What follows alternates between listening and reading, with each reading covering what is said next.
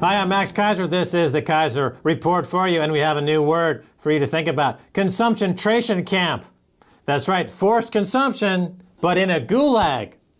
Stacy Herbert, tell us more. It's kind of a gulag casino state, and you can see from our first headline here, QE could fund a £20 billion tax giveaway.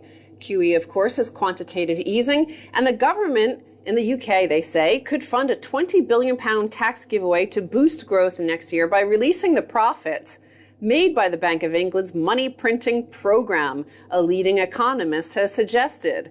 The economist, Max? Michael Saunders, UK economist at Citibank. He said the government could use the accumulated profits from quantitative easing to finance a special temporary tax cut for a year or two. According to official figures, the potential profit by February 2013 from QE to the bank is £20.7 billion, more than enough to knock 2.5p off income tax for a year. Right, and raise the price of everything across the board by 20.8p.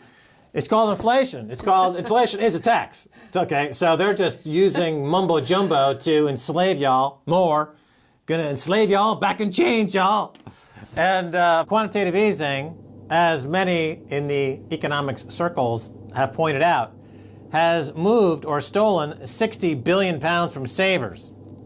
They stole £60 billion with financial oppression or repression by artificially cheapening rates through quantitative easing, which means that savers subsidize the city, subsidize the fraud at Standard Chartered, subsidize the fraud, money laundering at HSBC, subsidize the LIBOR rigging at Barclays. Now they're saying, well, we're going to give 20 billion or 25 or 27 billion back after the 60 that we stole. Net, net, they're still stealing tens of billions of pounds.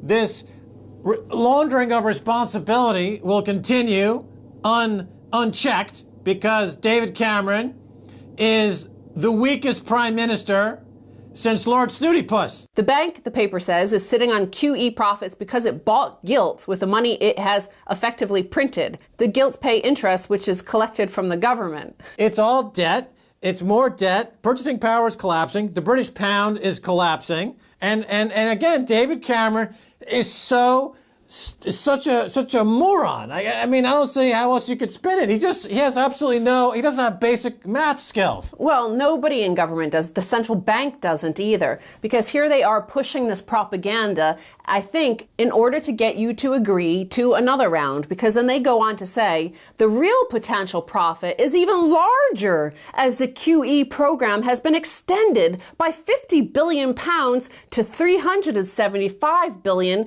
since the official figures were compiled. So they're saying the more we print, the more profit we make to give back to you. Right. This is a total, Ponzi scheme, scam. The same thing is happening in the United States from General Motors. They recapitalized the company. Stock's at a new all-time low. They're going to have to bail out the company again. That didn't do anything except reduce purchasing power for U.S. dollars. The debt spiraling is still going out of control. Again, but this is the lunacy we've seen over and over for all these years. Central banks keep on telling us that we're going to be rich by just printing money. So let's move on to what the real economy, the signs from the real disaster and the deaths that have been caused, as we exposed here with Paul Moore, the former whistleblower from HBOS. Here's the headline, Max. 1,000 suicides linked to hard economic times in Britain. A painful economic recession, rising unemployment, and biting austerity measures may have already driven more than 1,000 people in Britain to commit suicide, according to a study just published last week. The study, a so-called time trend analysis, which compared the actual number of suicides with those expected if pre-recession trends had continued, reflects findings elsewhere in Europe where suicides are also on the rise. Between 2000 and 2010, each annual 10% increase in the number of unemployed people was associated with a 1.4% increase in the number of male suicides. Consumption-tration camp, again, coming into play. And there's no, this GDP is mostly consumption, 70% consumption. And it's all fueled by artificially cheap money from a corrupt central bank, Bank of England, that is helping fraudsters like all the banks in the UK. And so this is resulting in suicide in the near term. And then there's the slow suicide called the British economy. And then there's the slower suicide called the global economy. The suicidal tendencies of the UK economy, as evidenced by the program of quantitative easing, has the result of dead bodies everywhere. That's the proof it's working, because you've consumed yourself to death, and that's considered a net gain for GDP. GDP does not calculate anything having to do with a sustainable economy and life-affirming qualities. The only thing that contributes to GDP in the UK, in the US, in the G20 countries is suicide. If you commit suicide fast, like they do in India, the farmers are committing thousands of suicide a month because of Monsanto. That's considered a growth story. The emerging market, it's a happening country. They're committing suicide really fast. Then there's the UK. People are committing suicide at a more leisurely British pace, like, oh, darling, I think I'll top myself. Okay, that's considered GDP, but not quite as aggressive as India. The United States, oh yeah, well, in their case, it's more homicidal, suicidal. So you got those massive shootings. And then you got people killing themselves ordinarily. So it's a combo play. Well, we covered on this show over in Vegas, they had somebody did some culture jamming and showed some effigies hanging, suicide effigies. So here it's coming true in London, in Athens, in Madrid, across Europe. It's a global phenomenon as this thing collapses. But also, you know, to go with the first headline. Why doesn't the Dow Jones publish the suicide index? They have the industrial index, the transportation index. Why don't they have the suicide index? Because that's the true metric of economic growth in this suicidal tendency, central bank fueled consumption-tration camp.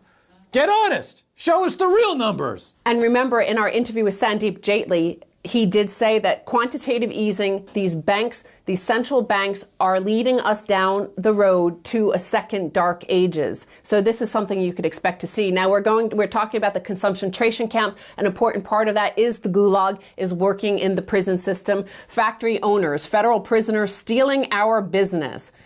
So in the United States, small businesses are now complaining that they're actually having to lay off workers because of the federal prison free labor system.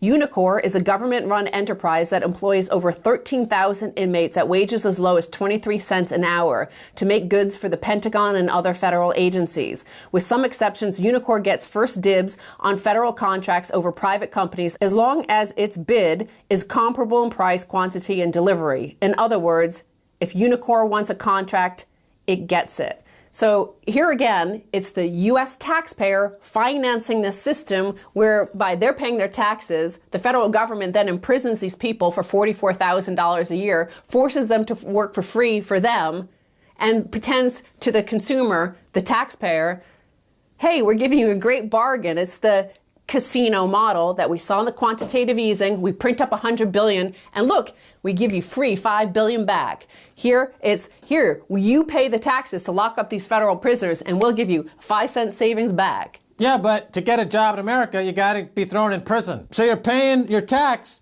with a guarantee, an implicit guarantee that you'll be thrown in prison to get a job at prison labor wages so that you can be considered by the Treasury Department and the Bureau of Labor Statistics to be adding to the competitiveness of the economy, because competitiveness, of course, is measured in output per hour. And of course, if you've got prisons everywhere, and private prisons like Corrections Corps of America hitting a new all-time high recently, I noticed, they're totally plugged in with Unicor, and they're totally plugged in with the corrupt justice system to get as many people in prison. And Americans and people around the world embrace this model, are saying, me, pick me, put me in prison. I want a job, put me in prison. Here, Kurt Courtney, a director of government relations at the American Apparel and Footwear Association, says unemployment has been over 8% for nearly 4 years, and there's a federal program tanking our industry. The only way for workers to get jobs back is to go to prison. There's got to be a better way to do this. Well, yeah, I mean, there is a better way to do this. Relax the laws. Instead of 3 strikes you're out, have it 2 strikes you're out. This will increase the prison population rapidly. And this will make the prison operators money, and the federal government will get a lot more cheap labor. Or well, how about 1 strike you're out? Or how about your mom committed a strike, you go to prison?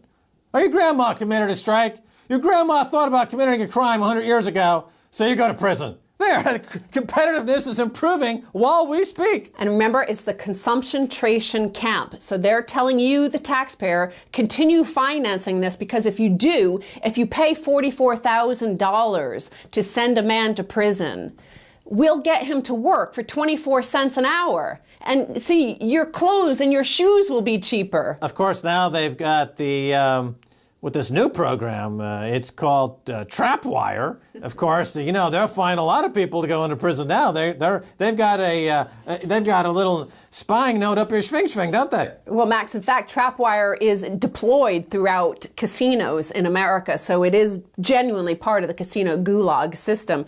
Now, finally, talking about the casino gulag, there is one group of people that are immune from the consumption-tration camp, and that is the banksters.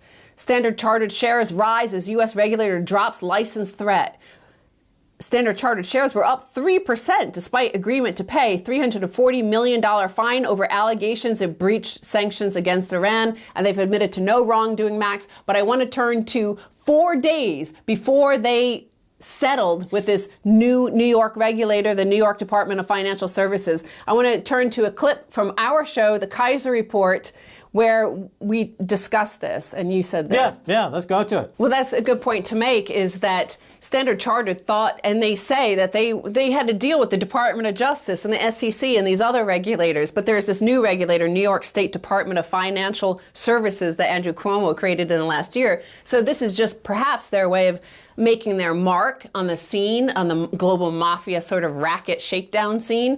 And they're saying, hey, we're the new Al Capone on the block. We have to play it big. We have to make a big mark. So, we need our kickback now, too. Right. It could be just a shakedown by this new group of Standard Chartered, which probably will end up, they'll pay a fine, they'll pay something behind the scenes, they'll pay off. Andrew Cuomo's re-election campaign will suddenly triple in size mysteriously, and this will be swept under the carpet. Right again, right again. News before it happens on this show. We told you it was nothing but a shakedown. And that's exactly what it worked out to be. And of course, one of the biggest news organizations in the world is the New York Times. So I want to turn to a tweet from one of their journalists who tweeted 5 days after we made that show. This Standard Chartered settlement is either a huge shakedown or a very small slap on the wrist. Right. Now, here's the thing. The people in government in America, where you can trade on insider information is legal, they knew that it was nothing more than a shakedown. So they went short the stock before the announcement. Then, of course, the stock panics off selling, and they went long the stock at the bottom recently, based on insider information, that they knew that this was nothing going to be a shakedown, and they made another quick 20% on the way up, and they booked another $1 million or $2 million in profits. How do these people like Harry Reid or Pelosi, they make millions of dollars, they traded inside information, they instigate the shakedowns of these poor banksters, and then they walk home with these enormous piles of cash because they're doing the public's good deed. Right, sure. Well, Stacy Herbert, thanks so much for being on the Keiser Report. Thank you, Max. Don't go away. Stay right there.